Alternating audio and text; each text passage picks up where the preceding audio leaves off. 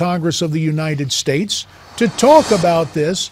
Our view from the Hill on what is going on in terms of the terror threat provided this morning by Congressman Randy Hultgren, a Republican of Illinois. In fact, Randy, I believe you hold the seat that used to be held by Speaker Denny Hastert there in the Fox River Valley in Illinois, correct? That's correct. Yes, just west of Chicago. Well, whether it is Illinois or Arizona or Florida or any state in our union, all of us have an interest in our collective national security and what is playing out here. This statement yesterday from Director Clapper, as opposed to Secretary Kerry, why the dramatic discrepancies in the assessment, Randy? Well, to me it's a scary statement of really dysfunction and a lack of understanding and vision of this threat. So I'm very concerned about ISIS and about really what this administration's ultimate priorities are, and also so concerned about continued steps of ISIS, extremist Muslim, going after really destroying communities of Christians, some of the oldest communities of Christians there in the Middle East. Very, very concerning to me. Hundreds now have been captured, and the threat continues of really extermination of other religious beliefs in this area. So we need to be unified. We need to recognize the threat. We need to understand who is after us and that they're not content just to stay there, that really we are the ultimate objective here in America. Our way of life, our freedom is what they cannot stand and they want to see destroyed.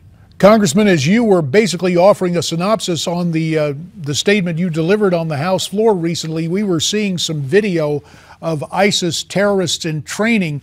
Most of us have been spared the horrific images of ISIS persecution of Christians, and it has to do more than just kidnapping people. We're seeing atrocities like children being crucified. What will it take to awaken the world, or perhaps to awaken America to this persecution going on at the hands of ISIS in the Middle East? I'm not sure what it's going to take. We have to keep talking about it. We have to keep letting people know who these people are, what their intention is, what drives them. And it is deep religious beliefs where they feel like they're justified in this killing, in this destruction, in this cleansing from other beliefs, which is just, again, such a threat to our world, not just to that region, but really throughout the world as well, a heightened sense of attack of religious freedom and religious liberty. And so we've got to continue to talk, educate people.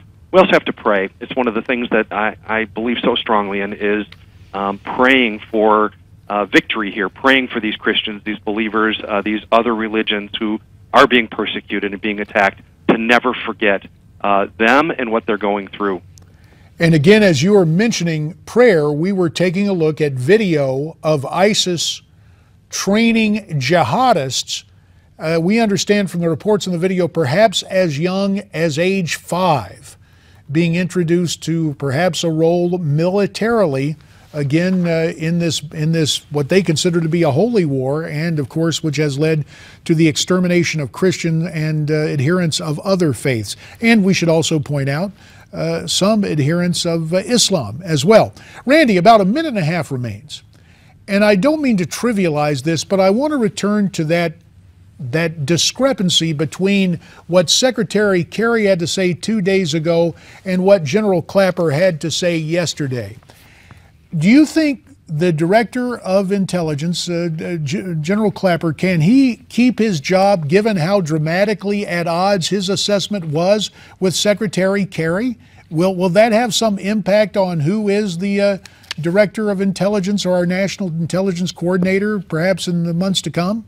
I wonder about it, J.D. And my sense is this administration, this president, this Secretary of State are so focused on trying to cut a deal with Iran and make that their legacy that they're letting everything else go and everyone else go who is standing up to that. And I'm looking forward next week to having Prime Minister Netanyahu here in Congress talking about the incredible threat that they see there in Israel, the existential threat of a nuclear Iran.